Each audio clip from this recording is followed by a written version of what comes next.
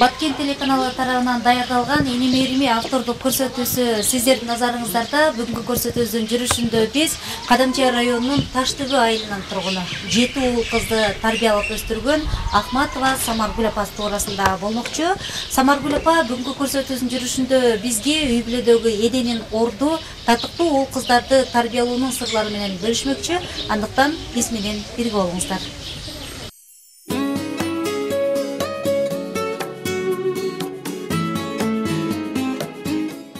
Самаргүл Ахматова 2 уул 5 кызды тарбиялап чоңойтуп, азыркы учурда кадырлуу чоң эне тайыне болуп турган чагы. Каарманыбыз жолдошу менен бирге аял катары, эне катары уул кыздарына татыктуу тарбия берип, өстүрүп чоңойткон баатыр эне.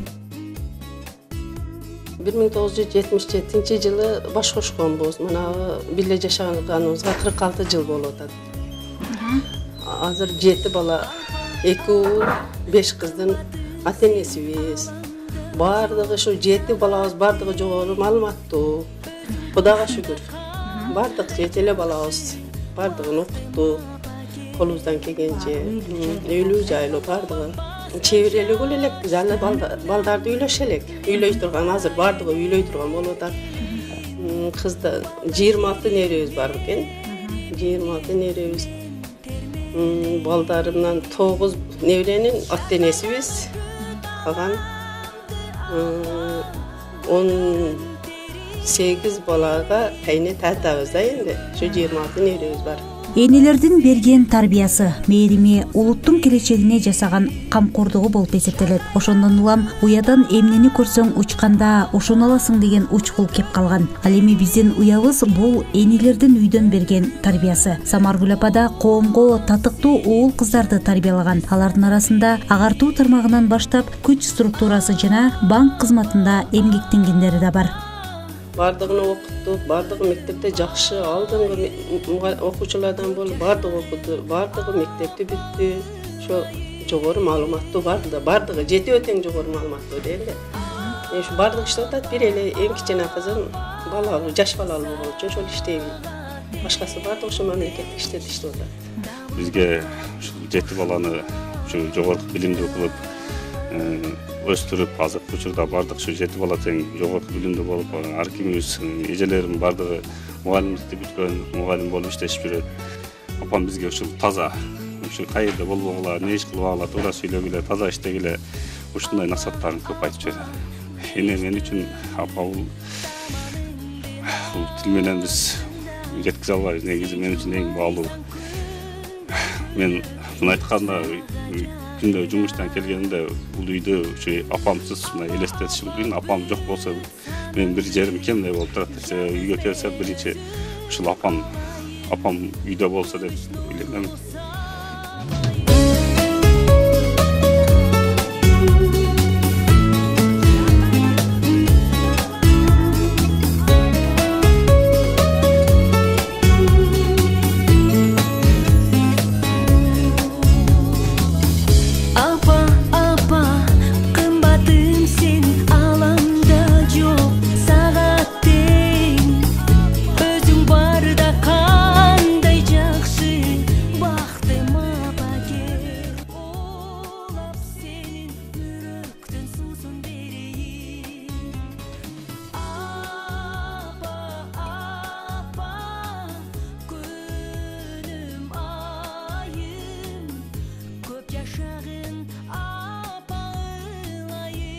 Эне бул тынчтыктын жана мээримдин символу, жашоонун жарыгы, жылуулугу. Эне үчүн баласы канча жашка чыкса да бала бойдон калат. Ошондон улам эл арасында энеси бар адамдар эч качан картайбайт деген сөз бекеринен айтылбаган. Самаргүл апа уул кыздары турмушта өз ордун тапса да, алардын бактылуулугун, амандыгын жараткандан күн сайын сурап келет.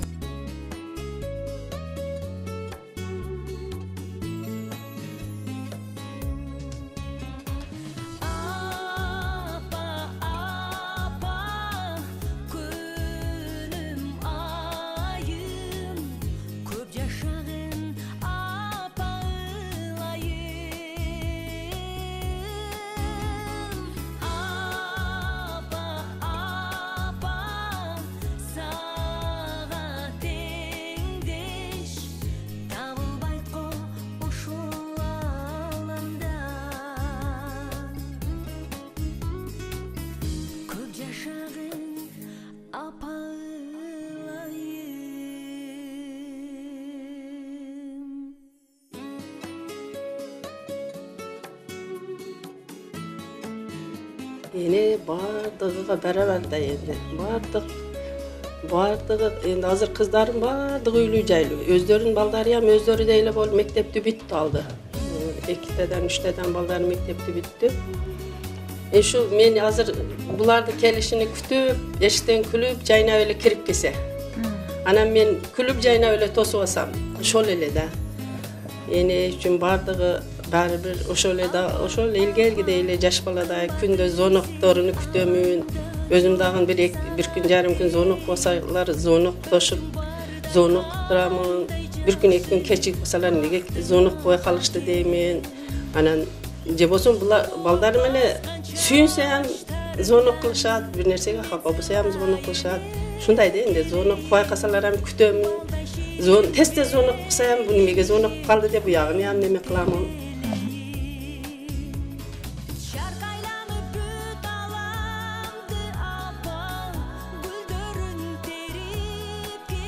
Энелерди мактап, даңктаганга, алардын улуулугун жеткире сүрөттөп айтып бергенге сөздүн да күчү жетпес. Жер каймактап, адам баласы жер жүзүнө пайда болгондон тарта эне тууралуу кандай гана накыл кептер айтылбады, кандай гана улуу чыгармалар жаралбады. Бирок бул да аздык кылат. Анткени биз энелердин алдында ар дайым карызжанбыз. Өзүнүн мээримдүү касиети, энелик жүрөгү менен аял катары туура жол көрсөтүп, үй бүлөдөгү эненин орду жана бала тарбиялоодогу тажрыйбасын ар дайым кыздарына, келиндерине үйрөтүп келет.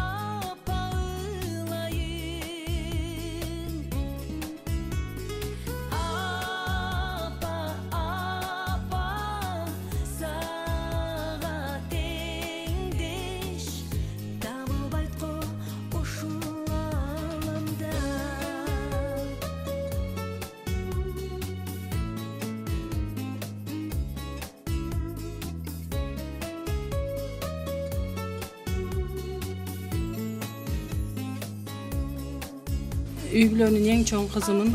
Биз апам төрөгөндө эле эгиз төрөптүр. Биз эгиз кыздардын чоңу менмин. Ошол 7 тууганбыз. 7 туугандын эң улуусумун. Мен аял катары апамдын ошол 5 кыздын ичинен дагы апама көбүрөөк мени окшотушат. Себеби апам өтө эле оор басырыктуу. Кандайдыр бир көйгөйлөрүңдү айтса дагы кайра өзүңдү айтат да, жакшы адам адамдын жакшылыгын көрөт, жакшы жагын көрөт дегендей эле. Менин ата-энем адамдардын жакшы жагын көрөт да. Эми ошол аял катары апам чеберчилик кылса, мен дагы кичинемден эле чеберчиликке кызыкчумун. Гүл өстүрөт эле, мен дагы азыр гүл өстүрөм. Ошол студенттерди окутуп атып, кээде мугалимдин айлыгы жетпей калган мезгилде гүл өстүрүп да сатып жүрдүм, чеберчилик кылып да сатып жүрдүм кошумчачы. Ошолорду алдым апамдан. Бейиш эненин таманын астында дейт. Биздин бактыбызга энелер, ата-энебиз ар дайым бар болсун.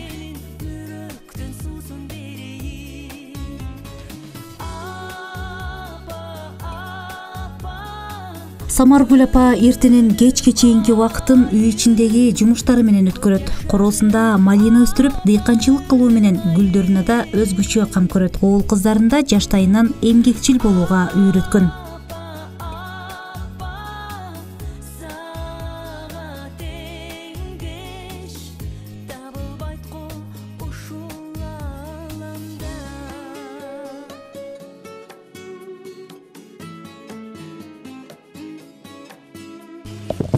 Biz şu 10 setde malinamız var. Boş malımızda endi malina kılabız. 10 sotik jerge kerçike gebez. Bundan şu 1 tonnadan aşık 2 tonnaga jakın kerçike alabız. Bu yerden hem malinanın şu 2 tonnaday malina alabız közgü bärge bolup. Baldarım bardığımız şu malina menen nevrelerim hem aldı 3. klas bizge jardam beret ошо балдардагы кыздарым дагы ушул коргондон бардыгы чыгып кетишти. Кошулуп ошо кыздарым дагы мектепте окуп жүргөндө барабар биз менен барабар иштеп, барабар эмгектенип, азыр дагы ошо мектепте көп мугалим мамлекеттик иштерди иштесе ham ошо огороддогу иштерин ham барабар алып кетишет да. Балдарыма мен эне катары şu эмгек менен, адал эмгек менен жашашка үргөтүп, азырам насаатым ошо адал эмгек менен эмгекчил балдарындан ошо өздөрүдөй кылып тарбиялашка, бардыгын эмгекке өргөтүшкө, бош убактыны койбой, бош убактыда дайым ушул эмгек менен аракеттенишке өргөтүп келем. Дээрлик 50 жылга жакын бирге түтүн булатып, турмуштун ачуу татуусун бирге татып, Самаргүл апаны ар дайым колдоп келген анын жолдошу. Каарманыбыздын үй бүлөдө мээримдүү эне, сүйүктүү жар экенин анын жолдошу Маккамбай Ахматов далилдеп берди. Байбичем менен баш кушконубузга 46 жыл болду. Мен байбичем менен байбичем менен өтө сыймыктанам. Аялзат үйдүн куту деп, бул чын эле мен болбосом да аялдык милдетине өтө жогору деңгээлде аткарды деп түшүнөм да. Себеби дегенде мен көп мезгилде сыртта болгонмун. Балдарды өз тарбиялады, 7 балабыз бар. Балдарына бул байбичем өтө мээримдүү эне болду. Себеби дегенде мен кебир демесем урушпа дейт мен. Анан тарбияны өтө энелик тарбияны азыркы чейин берет деп өзүнүн намазында ата кылабыз. Тең неме ошо балдар мамнун болсо экен, аман жүрсө экен деп ар бир намазда атабызды кылабыз. Бул өзгөчө сапаты өтө байбичем өтө ыймандуу. Мен ушул мезгилге чейин сен деген жок, катуу тийген жок. Бир сөзүмдү кайрган жок.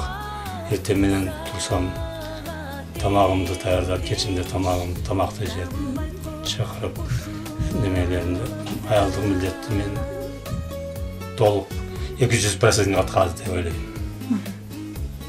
Баланы бизди каттык байлайт эдик. Азыр каттык кармап, өз убагында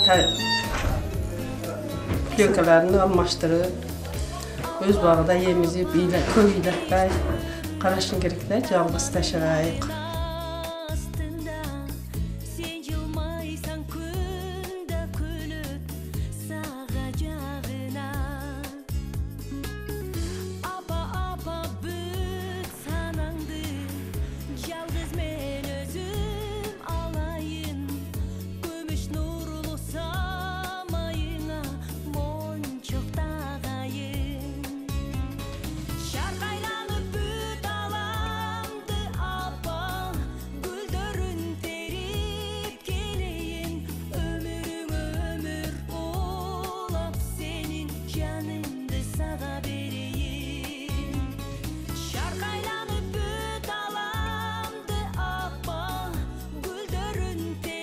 Самаргүл Ахматованын үй бүлөсүндө 2 келини бар. Аларга ар дайым кайнене катары эмес, эне катары өзүнүн ак батасын берип, билбегенин үйрөтүп, насаатын айтат. Кыргызда кайнененин камырынан деген сөз бар. Бул үй бүлөнүн келиндери да Самаргүл апа сыяктуу эмгекти сүйгөн, тарбияга бекем жана мыкты аял, мыкты эне.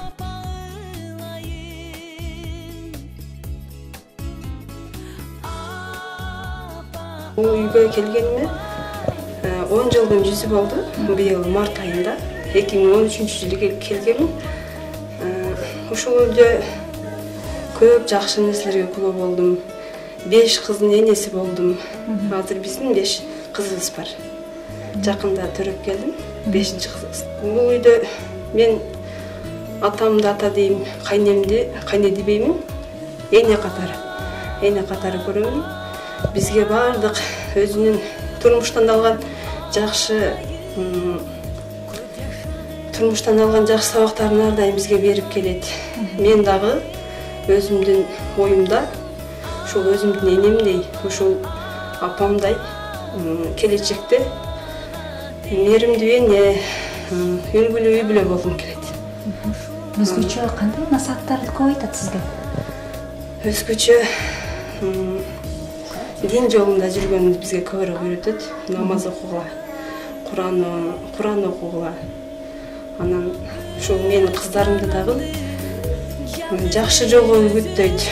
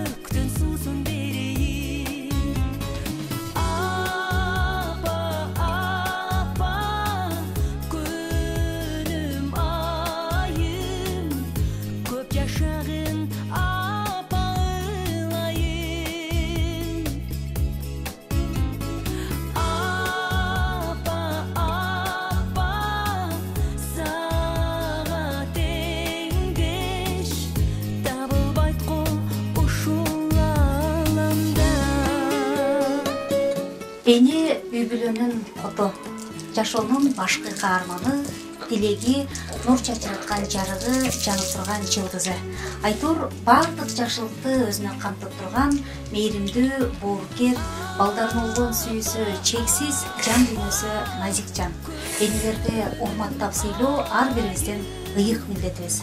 Дал ушул эненин улуулугун, сулуулугун, ыйыктыгын даңазалаган эне мээрими авторлук көрсөтүүсүн мына ушу менен жыйынтыктайбыз. Көрсөтүү менен Кондуз Жоробек алып бардым. Кайрадан эфир аркылуу мандыктар көрүшкөнчө саламатта калыңыздар.